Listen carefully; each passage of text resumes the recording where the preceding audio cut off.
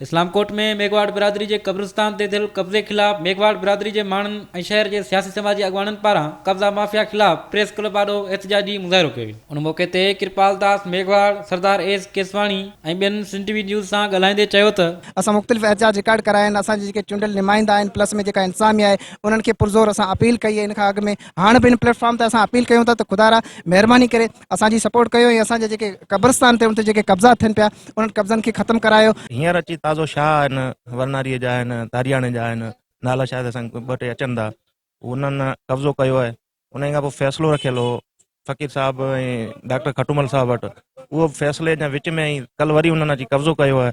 असां पुरज़ोर मज़मत करियूं था इन कब्ज़नि जी। सख़्तु लफ़्ज़नि में एहतिजाज बि कयो आहे ऐं असां मुज़ाहिमत करूं था ऐं असां अॼु असांजे सैटरडे आहे मंडे ते असांजे सभु हिकिड़ो गॾियल हिकिड़ो प्रोग्राम ठाहियूं था। उन सां गॾु रेवेन्यू जे डिपार्टमेंट सां मिलूं था, असिस्टेंट कमिश्नर इन खां पोइ DC सां। जेकॾहिं असांखे अॻियां वधणो पियो त असां कोर्ट जे थ्रू ईंदासीं। अॻवाननि जो चवणो हो जेकॾहिं इंतिज़ामिया कब्ज़ा माफ़िया खिलाफ़ एक्शन न वरितो त सूमर ते एक्शन न वरितो त थरकोल मेन रोड ते 12 बचनि समेत धरणो हणी रोड ब्लॉक कयो वेंदो।